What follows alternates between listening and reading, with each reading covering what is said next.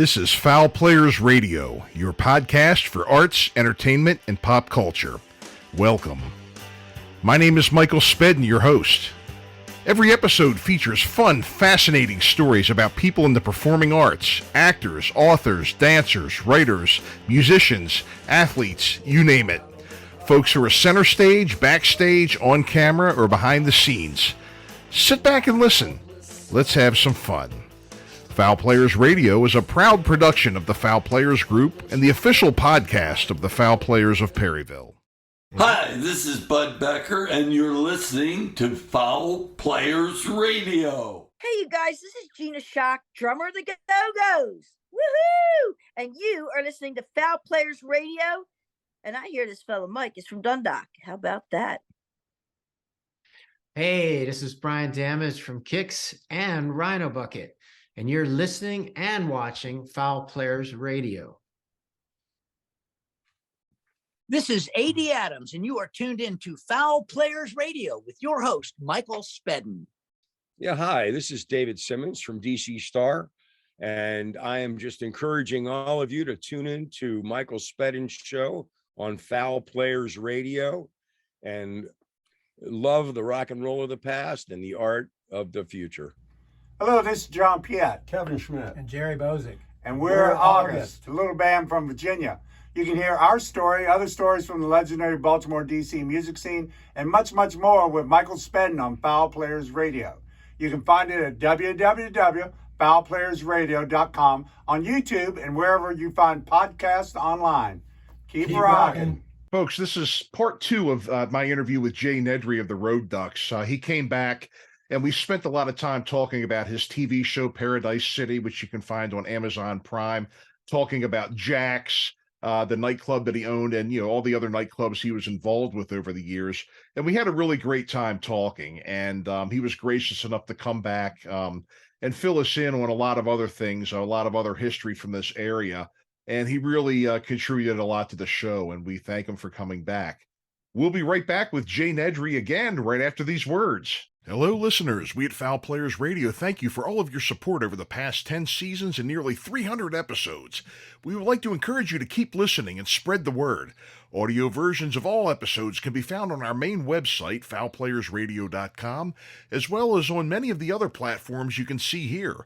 You can find all of our Season 9 and 10 episodes, as well as some best-of episodes and shorts on our YouTube channel, youtube.com/@fowlplayersradio. Be sure to hit the subscribe button to get alerts when new episodes are released. No matter what platform you choose to listen, you can help us greatly by hitting the subscribe button and giving us an honest review. You can also help us by supporting us at patreon.com/fowlplayersradio or at buymeacoffee.com/fowlplayerw. Your support makes it possible for us to continue to be your one-stop shop for all of your pop culture needs. Be sure to follow us on social media, Facebook, Instagram, and Twitter for new episode announcements and news and updates on all of our guests. Thank you, and enjoy this episode. Hi, everybody. Dwight Weems from Gaz the Fun Band, and you're watching and listening to Fowl Players Radio. Hi, folks. This is Jay David, and you're listening to Fowl Players Radio. And folks, welcome back. We are here for part two of our interview with Jay Nedry of the Road Ducks. It's great to have you back, Jay. I appreciate you coming back. It seems like we just, we got into a good part of the interview there, and there was so much more for you to tell. So you're back. So welcome. Thank you very much, Michael. It's nice to be here. It's always a pleasure to talk with an old friend, and I look forward to hopefully giving some insight on, Jaxx and some info on the TV show that people might find interesting and salient. Yeah, absolutely. We just, our Maryland music scene got some pretty interesting news over the weekend. We found out that Kicks, this is going to be the last year of Kicks, and I know that you've played with them a bunch of times. As a matter of fact, you performed with them just a couple of weeks ago, and you know them well. And what do you think? I'm glad. Go ahead. I guess this was 77 or 78, and we were playing one of our very first shows over in West Virginia in Martinsburg. And it's a Saturday night, a beautiful club, place called the Club Lakewood, and there was 3 people. And I said, "What the hell? Where is it?" And they said, "Oh, there's a band called The Shoes playing over at this bar at the bowling alley that's called the 11th Frame. So you know how bowling alleys have a little bar. So the guy let us leave early and stuff, paid us, and I said, I got to go check these guys out. So we go over to see The Shoes, and Steve Whiteman was playing drums, and I'd never seen a place that packed. I mean, there must have been 400 people in a place that held 150, and the energy levels was just through the roof. But I'd never seen a band that had that kind of, I mean, literally in your face, because you're there, the band is there and the audience is, literally right in their face. They have that kind of interaction. And then we started playing with them when they were called The Shoes at a big place in Waldorf on Wednesday nights. And it was $2 to get in and $1 pitchers. And the place that was called the Stardust, and all kinds of famous people played there in the 50s and 60s and stuff. And it was a well-known venue. And they were doing Rolling Stones and AC/DC, and we were doing ZZ Top and Leonard Skinner, and we would frenzy these people. I mean, it was a great pairing, and we got along real well with those guys. And then they went through the name changes, Generators and Kicks and stuff like that. And we wound up seeing them at different places and wound up doing some shows with them, played with them in Baltimore. They were the top dog in Baltimore. Oh, sure. And I'd always maintained my friendship with Steve. And Donnie, the bass player, was always very quiet. He minded it. It didn't seem as though he had an A personality. So he was the boss, but he was always in the background. And Brian and Ronnie and Steve were just wonderful. And, we all got along really well. And since then, I mean, when I had Jaxx, I wound up doing them 45 times. Sold out every time with them. And recently, the last 3 years, I've promoted them and the Road Ducks over at the State Theater in Falls Church and sold them out, and just had this. And it's a great pairing because we do completely different music than they do. So it's a great thing to put the two groups together and facilitate a show. And I got to see, whenever we did the shows with them at the State Theater, we got to see a lot of the same people that we would do at Jaxx. So it was like a Jaxx reunion doing these shows. And we've played with them a couple times over in Winchester and at Shiley Acres, outdoor venue in Martinsburg and stuff. So we played with them over 100 times. And I got the news from their agent the other day that September 17th at Merriweather would be their last show with Child's Play. And I asked if we could get in the bill, and he said he would try, and we'll see if we can work that out. Maybe play it, if we can't open for them there at Merriweather, maybe play on a side stage. But that would certainly be altogether fitting after all these years of playing with them and watching them. And they've worked very, very hard. And I know as close as Jimmy and Steve are, that Steve doesn't want to continue without Jimmy in the band. And it might not be that healthy going forward. And I think that they've made enough money and played enough places that they don't have anything else to prove. And I think they need a break. I think they're tired of it. And this could very well be, we're done. In a year, Jimmy could be healthy as a horse, and they could go, what the hell? We want to, get the dancing girls and elephants and get back out on the road again. But I understand why they're stopping. And, I stopped for a long time with the Ducks and had other people play drums, and it got, the repetition just got to the point where it just wasn't as much fun. And when you take a break from it for a while, you look at it completely differently and stuff. It's exciting. And, whenever we'd play with Kicks or ever I would have them at Jaxx, I mean, for days in advance, the energy level, people coming in, buying tickets, the staff, I mean, they not only brought the great music, but they brought the freaking energy. Because you don't ever go to a Kicks show where it's quiet and everybody's, no, it's completely different. There's a lot of energy. A lot of the same people come to these shows. They have a very devout and devoted fan base. So I wish them all the happiness in the world. I'm still friends with Mark, the bass player, and we're neighbors and wonderful guys. Ronnie, I think the world of him, and I hope all of these guys just absolutely. Brian Jones is one of the nicest guys ever. Steve Whiteman, Jimmy, they're just a great bunch of guys who've been very kind and helpful to us over the years. So I have nothing but love in my heart. And I speak for all of the guys in my band, past and present, because we all really cared for them. And Steve has been very nice to me in particular. So I can't say enough good things about them. And it's much deserved, all the praise they get, because they are genuine people that have worked their ass off, and success came to them, not through luck or some bullshit record deal, but because they worked their ass off. Oh yeah. And it was Oh yeah. real genuine, in your face rock and roll, and people appreciated that. I had Brian Forsyth on recently. He was about I 2 said Brian episodes Jones. I ago. meant Brian Forsyth. Excuse me. Yeah. And he couldn't have been nicer, more down to earth, and really told me a lot about the work ethic that Kix has. And he was just a delight to interview. He told me all kinds of great stories, and just couldn't have been nicer. Couldn't have been a nicer guy. And I really, wish all the best for them too, because they've really been a big part of the culture.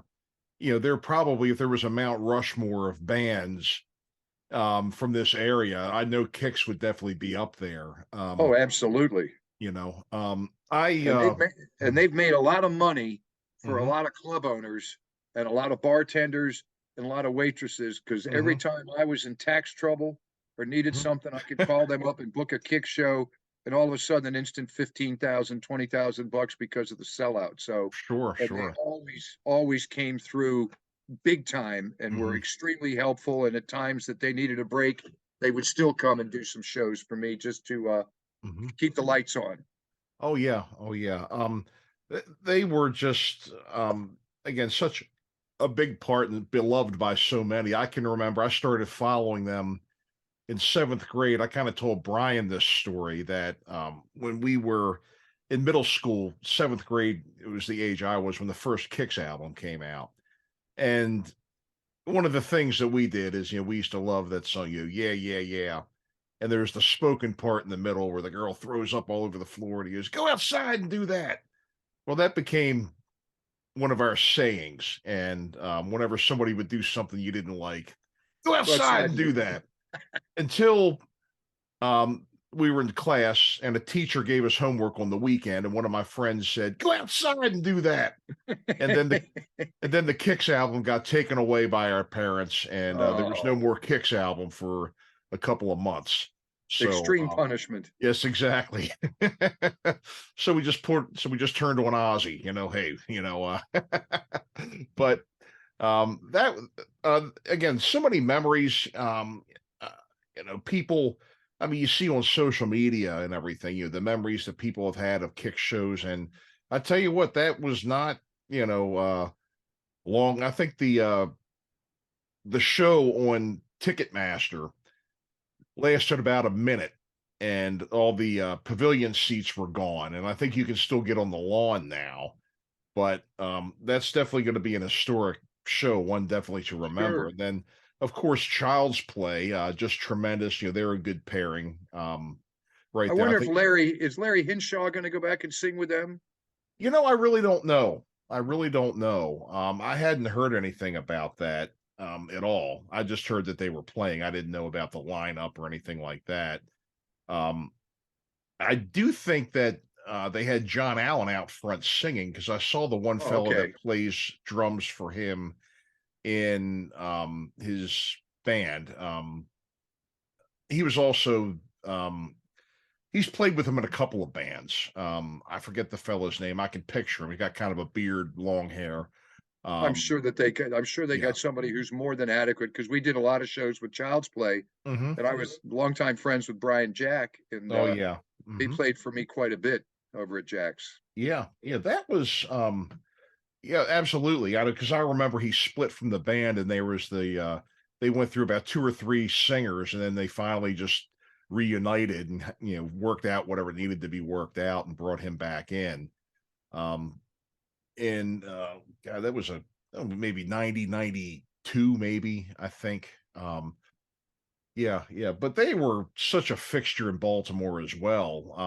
I grew up in Dundalk too, around those guys. I think I think they were all Dundalk High School students. I went to a different school, but I knew that they were all there, and they were just like legends at Dundalk High.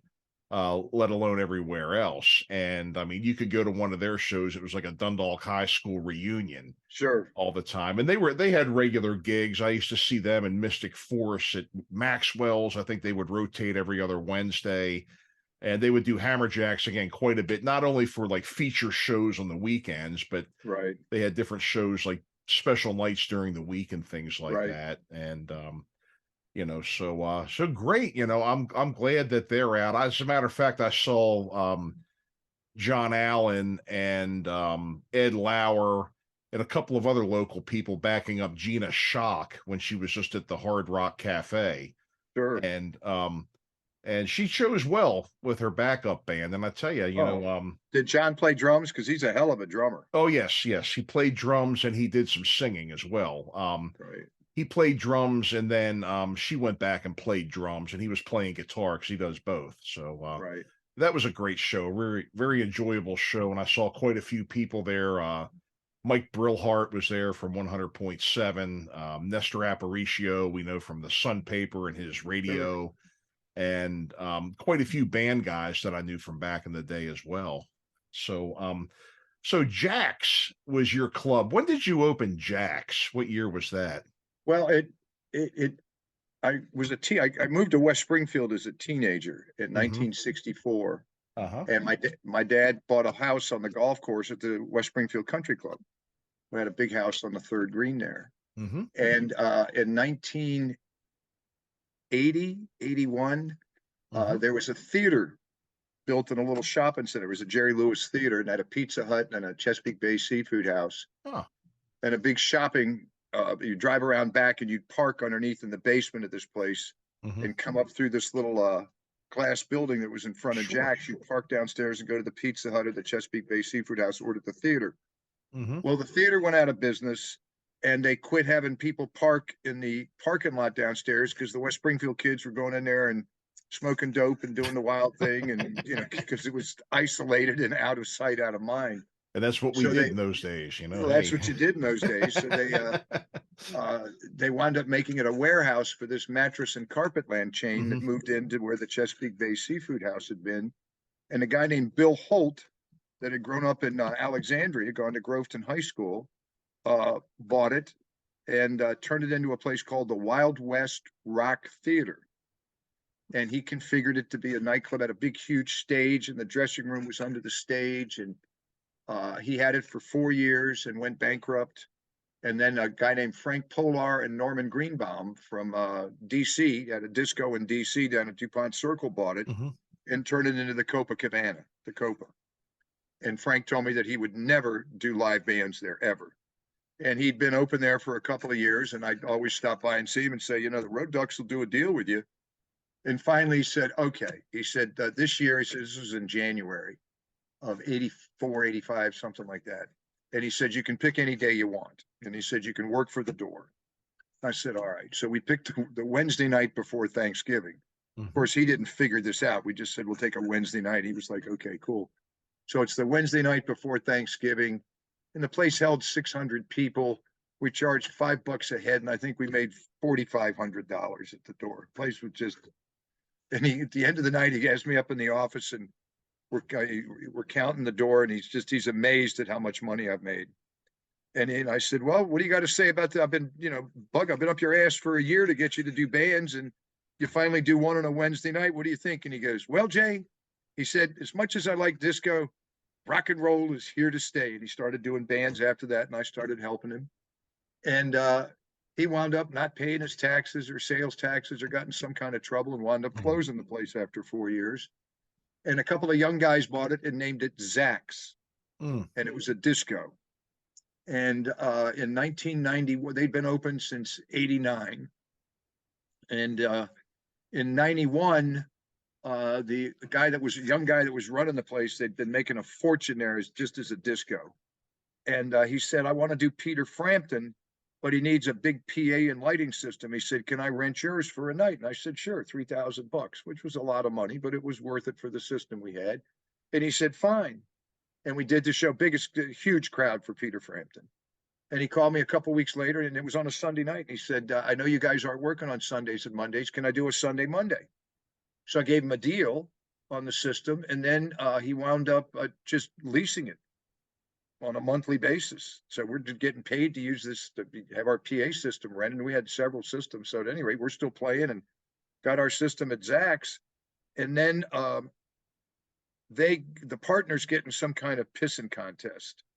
And there's some kind of bankruptcy declared, and they having a big court hearing. And I get asked because they owe me some money for the PA system. So I'm an interested party. I have standing. So I'm standing in the court, and my dad had been a lawyer in Virginia and DC for many, many years.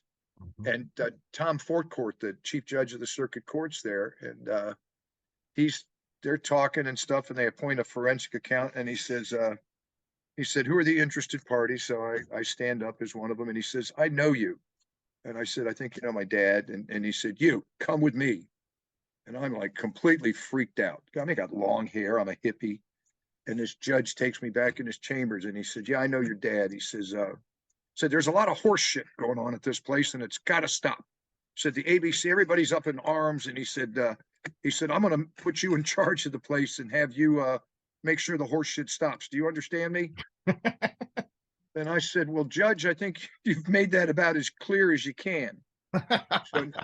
So now they put me in charge of the club, and I'm the chief of police at the West Springfield substation was a guy named Dennis Wilson. And Dennis and I had been friends since the early 60s, same age. He'd gone to West Springfield High School, really good guy, and he'd worked his way up, and he's now the captain out there.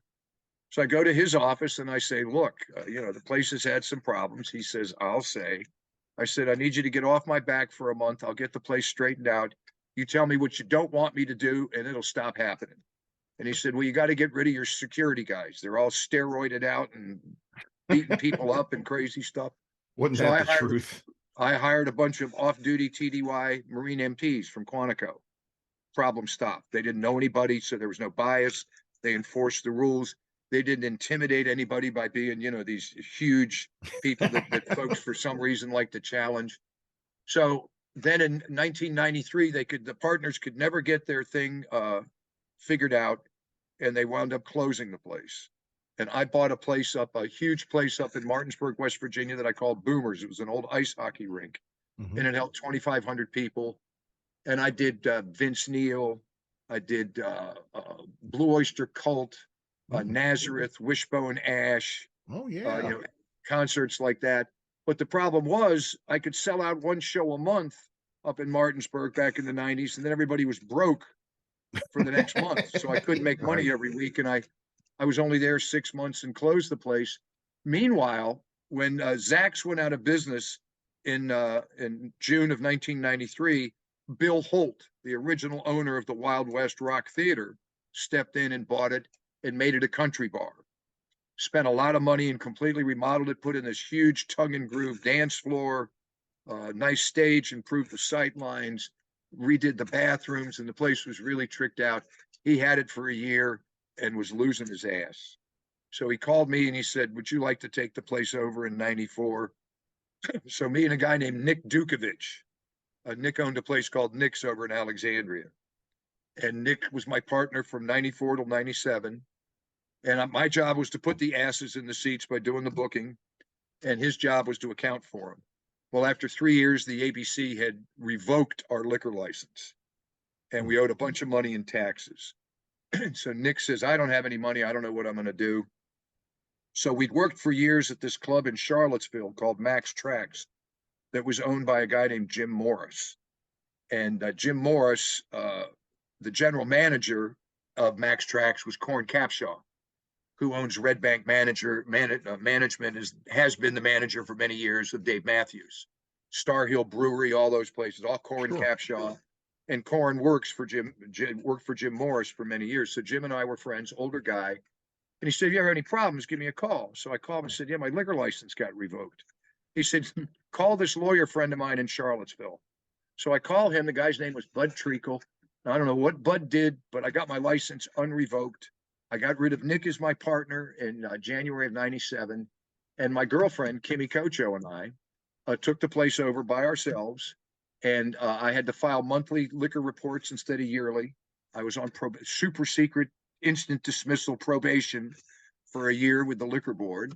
But one of the first shows I did when I took over was Kicks. And of course, Kicks comes in, makes us $20,000. So you can pay a bunch of money out at one time in a lump sum to people. And it bought me some time, and I had some goodwill with the police. So from that early beginnings, you know, I was able to make it work. But in 1994, when I first bought the place with Nick, August 1st of 94, our first show was Great White. Our second show 2 days later was Bad Company. So both of those shows sold out. Then I had to do 6 more weeks of country music to finish out the contracts from the previous owner. And it really hurt the momentum of the club. But then I started doing the 80s rock, and it really worked. And then in 96, the Road Ducks keyboard player, or excuse me, 97, John Booter, our keyboard player, right after I bought the place in May of 97, he was he worked for the Defense Department. He was a buyer for the Marine Corps. And he says, man, I have got you hooked up. He said, ARPANET is now the WWW. I said, what the hell? He said, ARPANET was a way for the military to communicate. And he said, now it's gone. It's now called the World Wide Web. And he said, I've got you a website and I've got you online. I said, what the hell are you talking about? Okay? Yeah, I mean, back then, right. So he explains this to me. And of course, I'm even more confused when we're finished. And he says, I'll run the page. He said, I've got it all set up.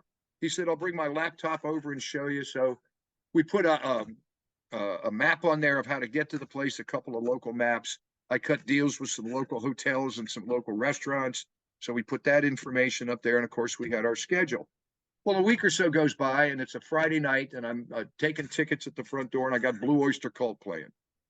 This really nice, well-dressed couple from South Carolina comes up and hands me their IDs. And I said, you all live around here? And they said, no, we just drove up for the concert. And I said, you just drove up from Charleston, South Carolina? He said, yeah. And I said, well, how did you find out about it? They said, well, we're big Blue Oyster Cult fans, and we went to their website and they had a hyperlink to yours. So I, of course, called John and go, what's a hyperlink? So after that, we had hyperlinks put with every act.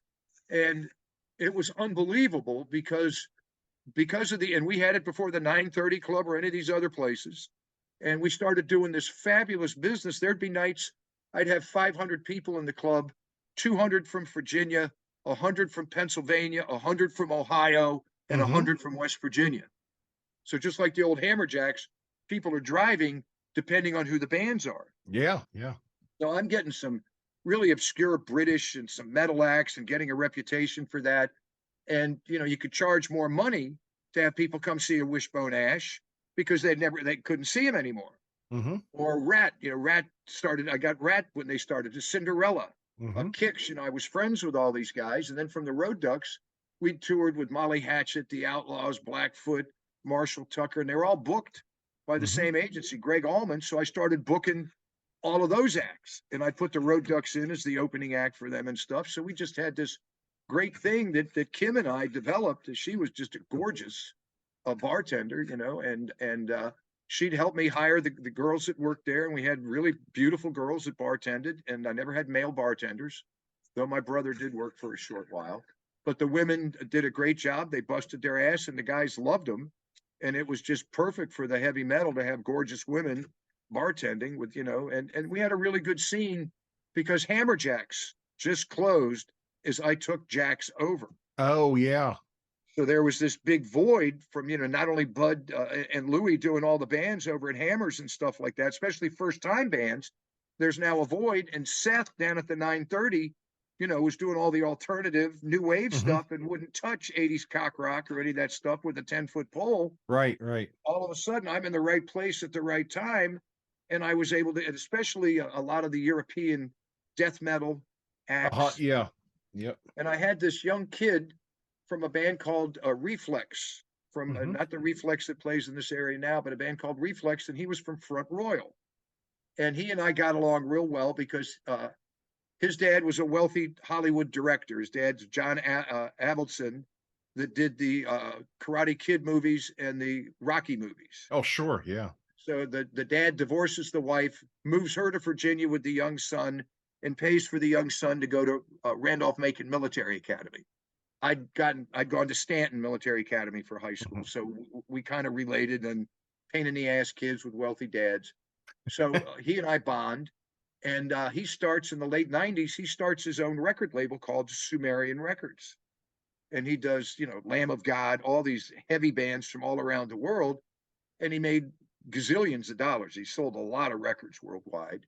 And in the early 2000s, he started his own agency to book all of the bands on his roster.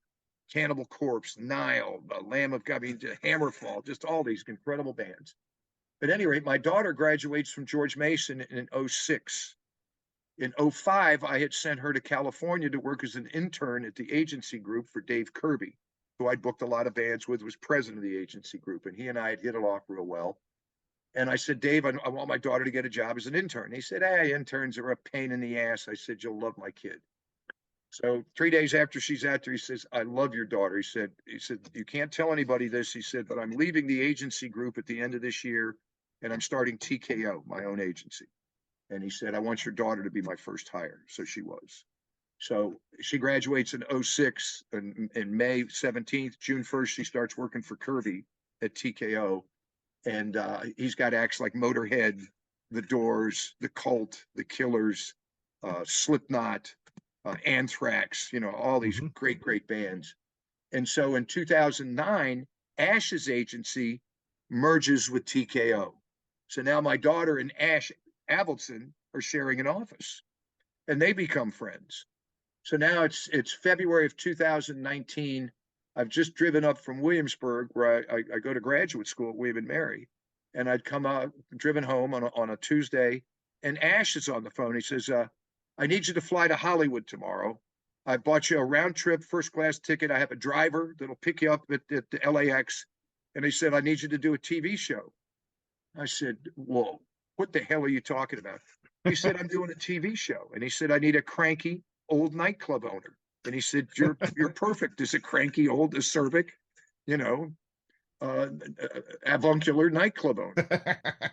So sure enough, I fly out there. My daughter was living in Santa Monica, so I spent 3 days with her, but they got a driver that takes me back and forth, and we wound up shooting the show, 8 episodes. I'm in 3, 2, 3, and 7. They shot it over 2 weeks. I was there for 3 days, and a lot of the bands that Ash had on his roster were stagehands. Lamb of God is in the movie. Matt Pinfield, the great VJ from MTV and VH1, is the club DJ. He and I became just great guys, and the whole thing. Drea Di Matteo from The Sopranos and Sons of Anarchy. She plays my club's booking agent, and Bella Thorne from the Twilight movies, and all kinds of these Hollywood types. My daughter is a girl named Nikki Thorne, who plays lead guitar for Alice Cooper. She plays my daughter in the series. All of these people were just wonderful. There was no attitudes. There was none of this Hollywood. Drea was a ballsy, brassy, typical fuck you, New Jersey girl. And I mean, she just had that personality. So they made things extremely easy for a novice. I'd never done any acting. I'd never done anything like this. So all I did, and in the show, I'm the only person that plays himself. Jay Nedry appearing as himself, as the cranky old nightclub owner. So that's how that wound up happening. And they were planning on doing a season 2, but then COVID came and put the, weirdness on that. So that's how things went from Jaxx to the TV show. And then I'm still promoting stuff, and I'll be finished with graduate school in December. I'll finally get my master's degree in American Studies. I went back to college in 2014, so I've gotten 3 degrees since 2014, and now I can be I'm going to teach the history of rock and roll, 1950 to 1970 at William and Mary. I'll be an adjunct professor, and I'm going to do the cultural history, civil rights, television, the Cold War, all these factors, and use the music of the era, the 50s through the 70s, as the soundtrack. Because as you know, you could go back to a song from 7th grade, a Kick song. Every time you'll hear that, you'll think of you and your buddies in the basement just laughing and thinking about that phrase. I mean, that synaptic response, it triggers that time. It does become a soundtrack in everybody's life, where you can remember a song from a particular, that girl, that was our song or whatever. Yep. It's a really identified, it's very mnemonical in how it identifies with Yep. particular time periods in your life. So that's what Mhm. I plan on doing. And we're recording this new record with the band that got Pete Evick from Brett Michaels' band. He's the guitar player, been with Brett for 20 years and produced the last 4 Brett records. And he's producing our record, and he's done remarkable things. And we've got Bud Becker's going to help us, Oh, hey. you know. So as I said, you know, you got all these old friends and stuff, and we'll have some special guests. Ron Holloway, one of the great sax players in the DC Baltimore area, is Mhm. going to appear on the record. Mark Wenner from the Nighthawks will play harmonica, who's played with us many times Oh, and yeah. played on our records before. And going to utilize all these contacts. And I talked to Ash about giving us a record deal on Sumerian, and he said, "Well, Jay," he said, "man, I got all these heavy bands. My kids aren't going to want to buy you." And I Mhm. said, "No, they're not, bro, but their parents and grandparents will." Yep. So he's considering it. He likes the material. So we'll see. I'm gonna meeting with the people at Atlantic here in a couple of weeks up in New York, and we'll see what the hell happens with Atlantic and Capitol out in LA. And we're just going to talk to the labels and see what they think. Cause I believe there's a big market for classic rock, Oh, there for is. original classic rock, because, you know, you can only Mhm. listen to so much Supertramp and Pink Floyd, which is all Yeah. they're playing, you know, the same stuff over and over again. So if you have an older band playing Mhm. classic rock type of music, I think it's going to be embraced. You know, Rod Stewart's last 2 albums Mhm. have sold 10 million copies, and Oh, they're all yeah. cover tunes. We're Mhm. not going to do all cover tunes. We're going to do original stuff, but we'll do a few covers, a few homages. We're going to do "Can't You See," an homage to Marshall Tucker. Mhm. We'll probably do a Leonard Skinner song as an homage to Leonard Skinner, and certainly one to the Allman Brothers, either Mhm. Midnight Rider or One Way Out, because these bands all influenced us, and grew up with them. And Yeah. not only getting to listen to them, but get to tour with them and play with them and hang out and do hundreds of shows, you really get into the intrinsics of how they think, and, you know, just how magical the music they could make together. I mean, that original Marshall Tucker band, when we started doing shows with them, when Toy Caldwell was still alive, them guys were, God almighty, they were good. Yeah. Skinner, Rossington, Collins, these guys had played so much, and they were so good, and they made it look effortless. And Mhm. they're all really nice people. Alan Collins. I didn't know Gary Rossington, but I knew Leon and Artemis. They were wonderful people. Mhm. Artemis, former Marine, a Yes. badass. They're just great guys, and they just, you know, we embrace the lifestyle and the work ethic. And then you hang around with guys like Child's Play and Kicks, who also had that work ethic. We're only Oh, going to yeah. be as good as how much we practice and how much we put into it. It's like a computer, garbage in, garbage out. Mhm. And the good bands were the ones that worked the hardest. And I found over the years that Jaxx in particular were the best musicians were the nicest guys. Mhm. The ones that didn't really have all that much talent were the ones that came in with the attitude and just were kind of jerks. Yeah, I agree. I experienced that when I would play side by side with people too. You know, the people we were booked with. Right. We knew who we were going to have. You know, we knew that we were going to enjoy the show or we were not. You know, because we were doing places like all the shows we did. You know, the bands. Orange Seed Parade was the biggest band I was in, and we were at the Rage a lot. We did do the 9:30 Club, the 15-minute Club in DC. You ever been there? Sure. No. I'll tell you I about went that into the place. I went into the old 9:30. I've been into the new 9:30. I never played there. We Uh-huh. never had the right style of music.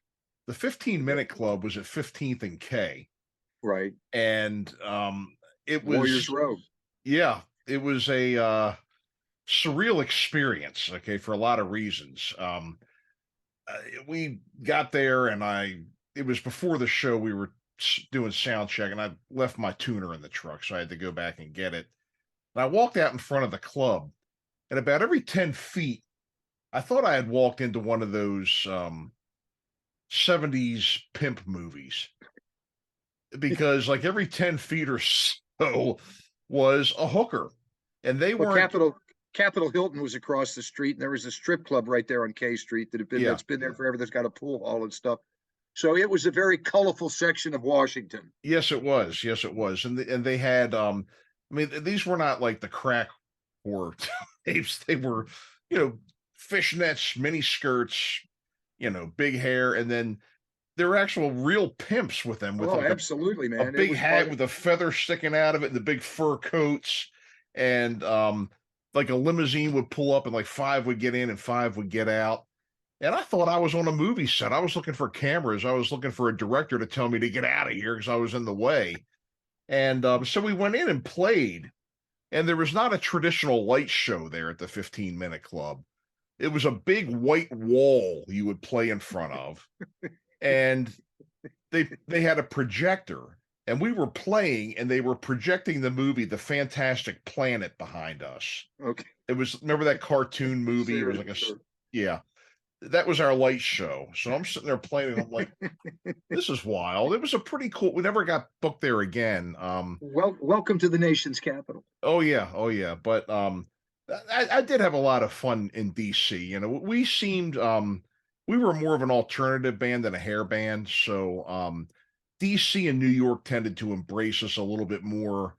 You know, Baltimore had people that liked us, but then we had a lot more people that tolerated us because we weren't, you know, because you'd gone to Dundalk High School. Right.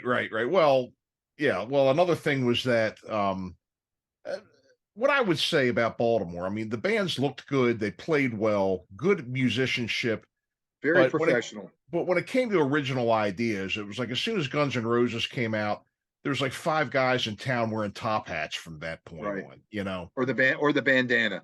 Exactly. You know, DC and New York, you could go be yourself. There was no mold or like almost like a dress code. You know, no dress code or anything like that, or no like standard way that you had to dress, you know. You could be yourself, you could wear anything, you could play any style, and people were a little more open to it, you know. There were a couple of places like the Midway Cafe in Essex. I mean, we played there once, and my God, you know, we should have had chicken wire up like the Blues Brothers. It was rough, you know. I've played those kind of. You haven't lived. You spent a Saturday night in Hazard, Kentucky. Oh yeah. Or Pulaski, Virginia. I mean, these are places back in the hinterlands where they're you know, West by God, Virginia. You get out there in Fairmont and Paw Paw and some of those places, Clarksburg, Parkersburg. It gets pretty wild and woolly. You know, my favorite show though at Jaxx, I loved all the kick shows, and Dokken was great, but I had John Paul Jones and Zuma. And I got to have dinner with him in my office. We spent a couple hours. He's got a degree in literature. He's very, very smart, well-read, and just an extremely nice, kind. I did not know until we had dinner. I don't know if you know this, but he has an Oscar. He got an Oscar when he was 18 or 19 because he was the engineer for the song that won the movie Oscar, To Sir With Love by Lulu in 1968. He was the engineer at Abbey Road that did that, and he got one of the Oscars. So he's a young kid and has an Oscar, and of course, you know, he winds up. They needed somebody to play bass that knew how to do studio stuff, and they get. If you ever watch Zeppelin live, I saw him almost 40 times. You know, he'd stand there. He was like the rock solid. The rest of the guys were maniacs, but he was the linchpin of that band. And what a bass player! What a nice man. We got to drink a bottle of wine, and he signed autographs for 2 hours after the show. Many of the guys, Todd Rundgren was another one that would stay until the last autograph had been signed and the last picture. Ronnie James Dio was another one that would sign. Bruce Dickinson. They'd wait until the last fan left and all the pictures had been taken. Some of the guys, they wouldn't even, they were too busy to sign autographs or say hello to people and stuff like that. So, you know, you remember the nice guy. Richie Blackmore was another wonderful guy that has a bad reputation for being a dick. I thought he was wonderful. He was really nice to me. And I had Rainbow play in my club. And, you know, Deep Purple, one of my favorite bands of all time. Uriah Heep. Oh, I love Uriah Heep. You're going to love this. Is a great story. One of the guys in my shopping center where Jaxx was, it was an Afghan guy named Abi, and he had a computer repair shop. And he comes to me in 97 and he said, you know, I have a T1 line. And, you know, I said, what the hell's a T1 line? He says, well, it gives me all this bandwidth so I can do all kinds of stuff. He said, but I don't use it after 6 o'clock at night. He said, I'll run a router over and you could use it. And I said, well, what would I use it for? He said, you could stream one of your shows live. So I said, you got to be kidding me. So the first show I streamed live is, of course, Uriah Heep.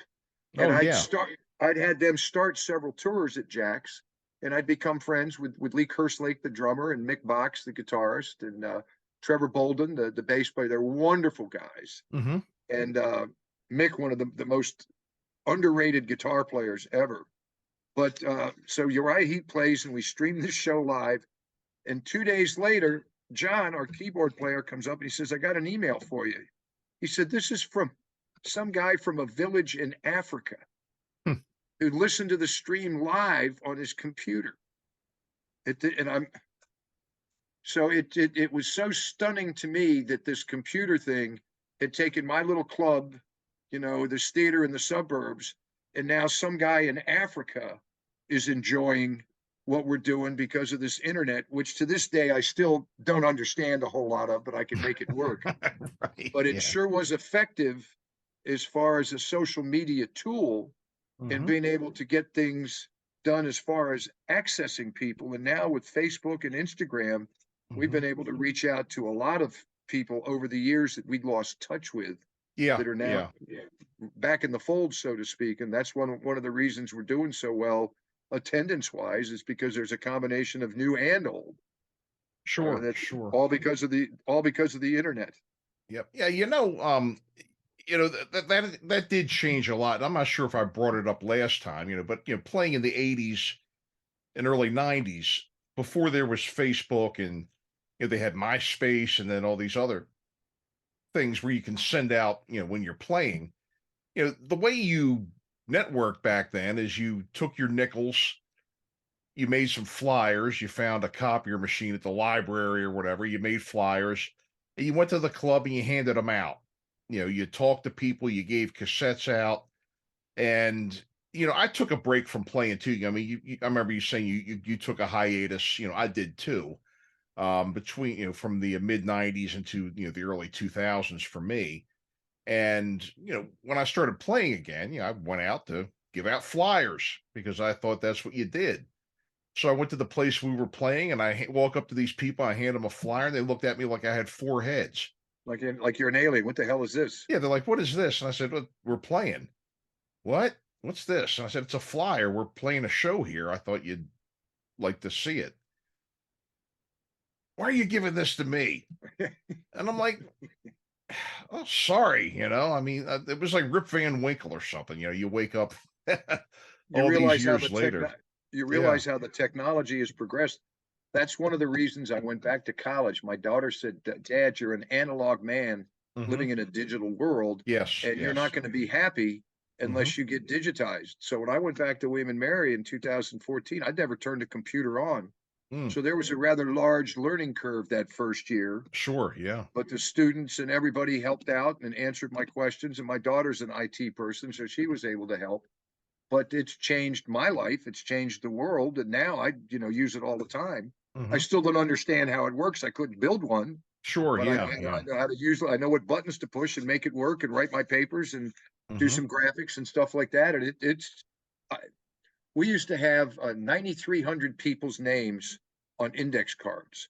And Yeah. we'd have a monthly party where we'd get a bunch of pizzas, get a bag of weed and a case of beer, and the whole band and crew would sit around.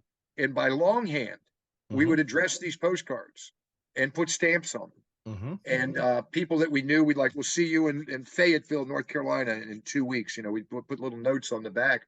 But we did that for multiple years, Mhm. addressing it as we built up our mailing list. And 9,300, it was expensive, to send out it was almost $1,000 at 10 cents a postcard, Oh, plus the yeah. printing.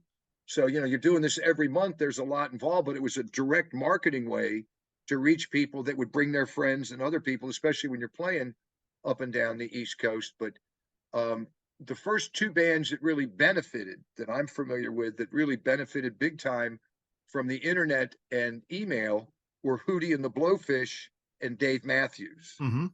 Charlottesville and Columbia, South Carolina, both had good music scenes. Well, Dave Matthews became such an integral part of the music scene in Charlottesville after only playing there for a year, that, of course, all the college kids in the South are talking via email. And the same thing with Hootie and the Blowfish. So these bands were able to build up their followings by this word of mouth through email with these college kids, and it just exploded for those two bands in particular. And I wish that I'd had access to that back during the day in the 80s for us, because it would have been much different as far as being able to access the amount of people we saw and played in front of and things like that. So the internet is a game changer if you have somebody, which is why so many businesses just have one person that runs their social media. That's their whole job. Stay on top of all the platforms. Oh, it's a job, it's a job in itself to do it, to try to promote a murder mystery company that I have now, and my podcast, and anything else I'm doing, that comes my way acting wise. If I get into something, I always try to promote it. And it takes a lot, it takes a lot. You try and cross promote all the time. I'm always giving out cards. People come up with either recognize me from the band or from Jaxx. What are you doing?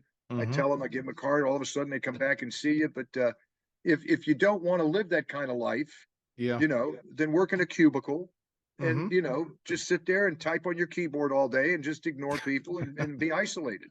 Right. If you're a social person, like obviously you and I are, you want to go out and have that access. And I like media. I like seeing people. I like seeing people be happy and enjoy themselves and come up and go, man, you guys kicked ass tonight. I really enjoyed the show. And you get to see friends. We've got some friends that have been coming to see us the whole time the band's been together. Right. Three people the other night, been longtime fans, came and said, God, you guys never been better. It's just, it's such a treat that you guys are still doing this and still have some elan as far as the humor and never taking yourselves too seriously. We never did. We never have. I never liked that pompous, that type of thing. But nonetheless, I'm a happy guy these days and well adjusted. And I hope I get to play that Kick show on the 17th. If not, I will, wish them a fond farewell and toast them as they head into the sunset with much deserved accolades. Absolutely. I'm glad they're going out, not because they have to, but because, it's on their terms. They found the right time to do it. And the thing is too, and this is something that, I think Cal Ripken may have said this, when he was about ready to retire from baseball. He says it's better to go out when you still have a little something than to still be at that level and making a fool of yourself. Wow. And, he had a solid year his last year in the majors, before he retired. Maybe could have gone on another one or so, I was at Yankee Stadium in September of his last year. Yeah. I'm a lifelong, I'm a diehard lifelong New York Yankee fan. But at any rate, I was there for his last game at Yankee Stadium. And when he came to bat in the first inning, that he got a 5-minute, had to stop the game. Umpires didn't, just to play standing ovation in New York. Oh yeah. And that's respect. It is. And they knew, and especially for a guy that had broken not only an iconic baseball record, but from an iconic New Yorker, Lou Gehrig, who was still revered to this day in New York. Oh, with good reason. With good reason. He's one of those remarkable men that played the game and stuff that did it at a high level. Yep, absolutely. But I just thought it was neat to see Cal go out, and Cal got emotional. He had to stop and clear his throat a little bit because he realized the significance of what was happening and stuff. But he got all the accolades he deserved, and he was another guy that did it the right way. That I will enjoy and the way he started that baseball thing in Aberdeen to be able to help kids, the school, the academy for baseball. He's really put a lot back into it, and he could have done things a lot differently than he did in his life as far as how he spent his wealth. But his dad taught him values, old school. Yes, he did. Old school Baltimore, hardworking. We're blue collar, Cal, and by God, we're going to live like that. Don't ever show your ass. That's right. And Cal never did. He was just a class act from day one till the day to this very day. Absolutely. Well, before we wrap up here, I wanted to ask you one more thing. There was a band member of yours, and I remember his articles in Maryland Musician. The Senator Says, and those were some funny articles. He's one of the funniest human beings ever. We've been friends since we were 15, and I remember with him and Bob, the three of us started the band, the Senator, Bob, and I. And I remember us laughing so hard. I mean, I just the next day my ribs would hurt from laughing. We had a lot of fun. He still plays. He plays in a Leonard Skinner tribute act down in Florida. He lives in Tampa. He's doing great. He said never sounded better. He plays great. He's got great chops. Still a consummate showman. And it was the 35 years he was in the band with me was just magic. Mm-hmm. Oh, wonderful, wonderful. Well, all my best to him. All my best to him when you speak to him. You know. I will pass that on. Yep. Great, great. So, you have your website, theroadducks.com, I believe it is, and Yep. Your television show, Paradise City, is found On Amazon Prime. Amazon Prime. Okay. I'll be Yep. sure to put all this in the show notes as well so people can see it and come on and check out your stuff and everything, you know. So I really appreciate you spending time with us here. It's my This is, pleasure. When this- our new you know, record's ready to come out, I'll give you a call and make sure you get a please, copy of it and see what you think. please do. And I'm gonna make it down there to one of your shows sometime soon too, you know. Please do, and let me know, and I'll be able to. I'll extend some good old Southern hospitality to you, bro. That'll be wonderful. That'll be wonderful. So, folks, we've just heard part 2 of Jay Nedry. He's been gracious enough to come back and speak to us some more, to give us an even, you know, a second installment to this, since we've had so much to talk about. And yeah, thank you so much for being part of this, for being a guest on Foul Players Radio, contributing, you know, your chapters of history to what we're trying to accomplish here. And again, thank you so much, Jay. It's much appreciated. Continued success to you, Michael, and Foul Players Radio, and thank you very much. I really appreciate it, man. So, okay, folks. Well, this has been Jay Nedry on Foul Players Radio, and we will see you next time. Remember, hit that like and subscribe button on YouTube, and we will see you later on. Take care, everybody. See you, man. Oh, Snowman here, and you're listening to Foul Players Radio. Wait, foul? That look fair. No, it's foul. It's Foul Players Radio. Hi, this is Kathy Ladman, and you're listening to Foul Players Radio, the place where you get all of your good news information. Not really, but it's just a great show. Hey, Mary Jo Peel here, and you are listening to Foul Players Radio. And folks, thanks again for tuning into this episode of Foul Players Radio. This was part 2 of Jay Nedry of the Road Ducks, coming back to talk about his nightclubs that he was involved in, Jaxx, talking about Paradise City and so many other things, the Kicks retirement. And it was just a pleasure to have him on again. Remember, you can hear this episode and all the other ones at www.foulplayersradio.com or at www.youtube.com/@foulplayersradio. Make sure you hit the like and subscribe button, and follow us anywhere you can. Give us a nice, honest review, and be sure to pass the word around, folks. We will see you next time on Foul Players Radio. Take care. Hi, this is Paul Castiglia, and you're listening to Foul Players Radio, the one-stop shop for all your pop culture needs. Hey, folks, on Saturday, June 3rd and Saturday, July 1st, the Foul Players of Perryville will return to the Western Maryland Scenic Railroad for an evening of murder mystery. Keep an eye on their website, www.wmsr.com, for ticket sales and more information on the shows. We're sure you're going to have a good time. Come on out. The Western Maryland Scenic Railroad is located at 13 Canal Street in Cumberland, Maryland. Again, to get tickets, www.wmsr.com. We will see you then.